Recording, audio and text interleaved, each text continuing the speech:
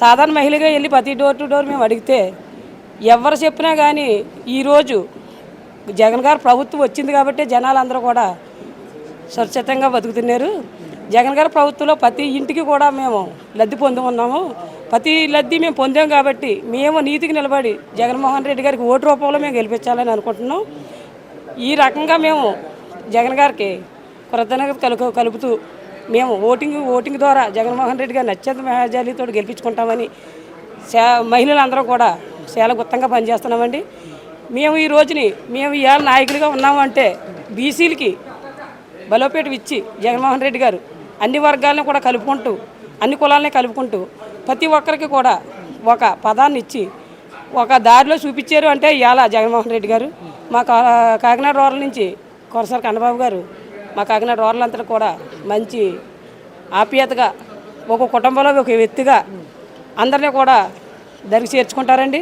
అలాగే ఏ కష్టాన్ని కూడా నా కష్టమని భావించి కన్నబాబు గారు ప్రతిదాన్ని కూడా ఒక దరికి చేర్చి ఒక గుండెలు కత్తుకొని మనుషులకి ప్రతి ఒక్కరికి కూడా సంక్షేమ పథకాలు అందే లేదమ్మా, నీకు ఏదన్నా ప్రాబ్లం వస్తే మేము ఉన్నాం, నా ఇంటికి వచ్చిన డోర్ కొట్టి నువ్వు ఏ టైంలో అయినా సరే నేను మీకు అందుబాటులో ఉండే ఎమ్మెల్యేనని అనుకోవద్దు, ఒక మీ సాధారణ మీ సేవలుగా మేము ఉంటాము అని చెప్పి కన్నబాబు గారు భరోసా ఇస్తారంటారండి.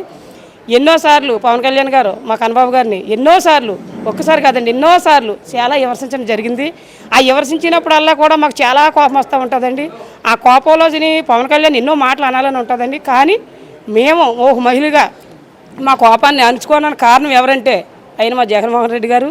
ఇక్కడ మా కాకినాడ రూరల్ శాసనసభ్యులైన మా కొనసాల కన్నబాబు గారిని చూసి మేము అడుగుజాడల్లో నడిచిన మూలంగా మేము ఎంత కోపాన్నైనా కంట్రోల్ చేసుకుని దుర్సింగా మాట్లాడకుండా శాంతంగా ఉండి చాలా శాంతభావంతో మాట్లాడి, అలాగే మేము ఏ రకంగా అయితే మేము నడుచుకున్నామో పెద్దలు కూడా అదే రకంగా నడుచుకుంటున్నారండి. ఇప్పుడు ఎవరికైనా సరే ప్రతి సెంటర్కి వచ్చి శవాలు ఇస్తున్నాడండి పవన్ కళ్యాణ్.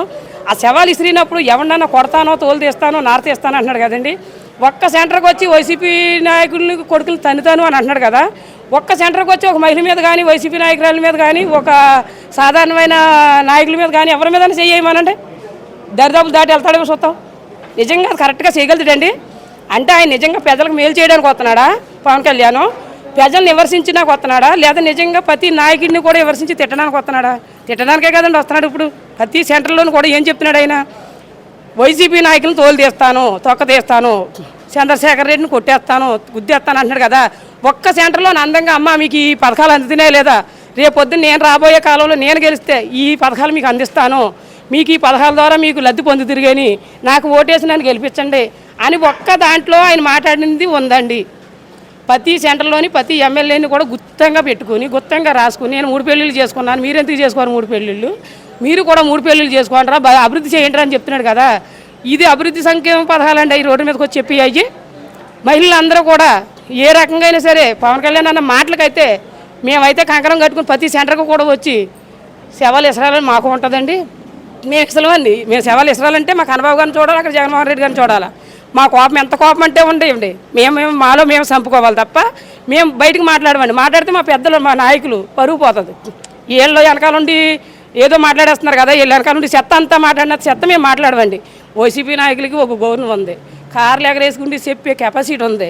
ఎందుకంటే ప్రతి దానికి మేము పథకాలు అందించాం కాబట్టి ప్రతి ఇంటి డోర్ టు డోర్ వెళ్ళి ఓ మహిళకే కాదు, ఒక ఆటో కార్మికులకే కాదు, ఒక పిల్లలకే కాదు, ఒక పెద్దవాళ్ళకే కాదు, ఒక ఇళ్ల స్థలం పేరు చెప్పుకుంటే ఇన్ని రకాలైన పథకాలు మా పార్టీ ఇచ్చినప్పుడు మేము చెప్పడానికి మేము ఎందుకు వెనకబడతామండి? మేము దేనికైనా సరే ఏమి చేయలేని ప్రభుత్వాలే మేము వచ్చేసామని చెప్తున్నారు.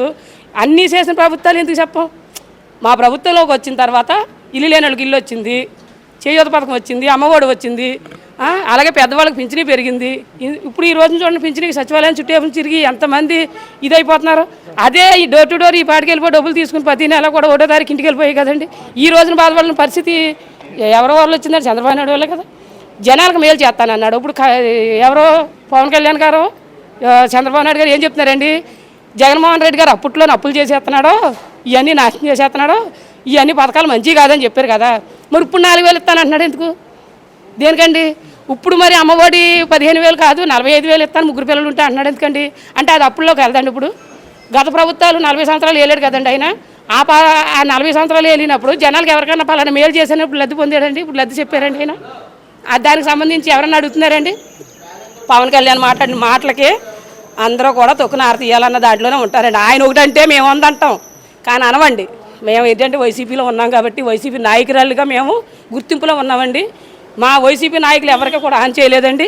అలాగే గత ప్రభుత్వంలో అందరూ డబ్బులు తీసుకుని తిన్నారు, తలాలు తెచ్చుకుని తిన్నారు, అన్నీ తిన్నారు. వైసీపీ ప్రభుత్వం వచ్చాక ఒక వాలంటరీ వ్యవస్థను పెట్టి మా జగన్మోహన్ రెడ్డి గారు ప్రతిదాన్ని కూడా వాలంటరీ వ్యవస్థ ద్వారా 10 ఇళ్ళకి చేరేయా, 100 ఇళ్ళకి చేరేయా, 50 ఇళ్ళకి చేరేయా, ఈ రకంగా అప్పచెప్పారండి. మేము నాయకులు అన్న వాళ్ళు కష్టపడి పనిచేసాం తప్ప ఎక్కడ కూడా 10 రూపాయలు లబ్ధి పొంది కుక్కృతి వేసాలు వేసి అల్లడి పనులు వాళ్ళ నాయకులు చేసినట్టు మేము చేయలేదండి.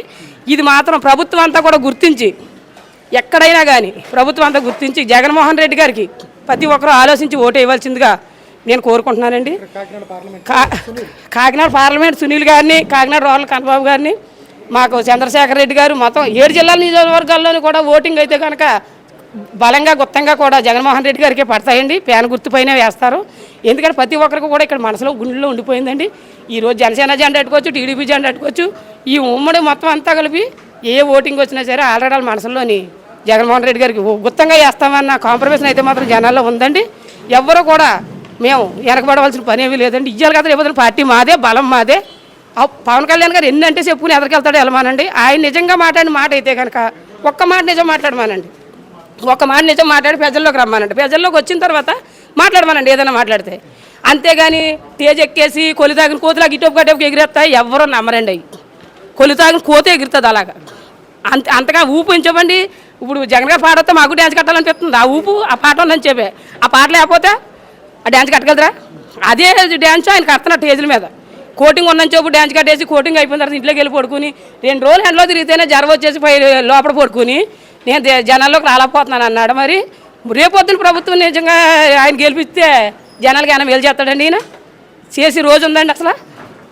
అంతే కాబట్టి జనాలు అందరూ కూడా ఆలోచించి ఈ సంక్షేమ పథకాలు ఏవైతే ఉన్నాయో అవి జగన్మోహన్ రెడ్డి గారు వస్తే పక్కాగా జనాలందరికీ ప్రతి ఇంటికి చేరతాయి. జగన్మోహన్ రెడ్డి గారికి ఏ రకమైన ఏమన్నా లద్దు కానీ ఇదిగా అవ్వకపోతే ఏ పథకాలు ఏ వరకు ఉండవో, ఈ పథకాలు ఇక్కడతోటే ఆగిపోతాయి. నెక్స్ట్ ప్రభుత్వం మనకు రాణించాలంటే జగన్ గారే రావాలా, పిల్లలు అభివృద్ధి చెందాలంటే జగన్ గారు రావాలా, ప్రతి ఇల్లు లేని నిరుపేదకి ఇల్లు రావాలంటే జగన్ గారు రావాలా. పెద్దవాళ్ళందరూ కూడా ఖచ్చితంగా రోజుకు 100 రూపాయలు ఖర్చు పెట్టి నేను ఇవాళ బతుకుతున్నానంటే జగన్మోహన్ రెడ్డి 3000 రూపాయలు ఇస్తున్నాడు. రోజుకు 100 రూపాయలు ఖర్చు పెట్టుకుని చాలండి వాళ్ళకి. వాళ్ళ కొడుకు చూడండి చూడకపోని 30 నెలలకి 3000 రూపాయలు చక్కగా సరిపోతుంది కదండి వాళ్ళకి. వాళ్ళ బతకడానికి మంచి ప్రోత్సాహం పెట్టాడు. అదే ముందెట్టచ్చు కదండి ఈయన చంద్రబాబు నాయుడు గారు. ఇదే పథకాన్ని ముందెట్టచ్చు కదా. జగన్మోహన్ రెడ్డి గారిని చూసి కాపీ కొట్టి ఇది నేను ఇస్తానని ఇవాళ రోజున ఎదురెక్కడం ఎందుకండి? ఇది అయితే మాత్రం కరెక్ట్ కాదండి. జనాలందరూ ఇది గుర్తించి దయచేసి వైసీపీ నాయకులందరికీ కూడా నేను కోరుకుంటేది ఒకటేనండి, అందరూ కూడా బలంగా పనిచేస్తున్నారు. మొన్న నామినేషన్ టైంలో కూడా డబ్బులు ఇచ్చి మేము తీసుకురాలేదండి ఎవరినైనా. అందరినీ కూడా ప్రేమగా అభిమానంగా వచ్చిన వాళ్ళండి. నాడు ఎండలో నుంచుండిపోయారండి. మొన్న ఆ కాకినాడ రూరల్ కన్నబాబు గారు నామినేషన్ వేసిన టైంలో నడి ఎండలో 1 గంట 2 గంటలకు నడి ఎండలో నుంచుండిపోయి సార్ని తీసుకుని వచ్చుకున్నామండి మేము నామినేషన్ వేసిన తర్వాత. ఎవరండి ఈ రోజున డబ్బులు ఇచ్చినా కానీ పక్కన సరిపోతారు. ఇవాళ అంత గుత్తంగా ఎందుకు చేశారంటే అండి జనాల్లో ఆ నాయకత్వం ఉంది కాబట్టి జనాల్లో గెలిచేంత కెపాసిటీ మాదే. గెలిపిస్తాం. మా నాయకులు బలంగా పనిచేసామంటే మేము దేనికైనా సరే రానించి కన్నబాబు గారిని ముందుగా మేము తీసుకు తెచ్చుకుంటాం. చంద్రశేఖర్ రెడ్డి గారు, ఎంపీ సునీల్ గారిని మేము పార్లమెంట్కి పంపుతాం. జగన్ గారిని సీఎంగా చేసుకుంటాం.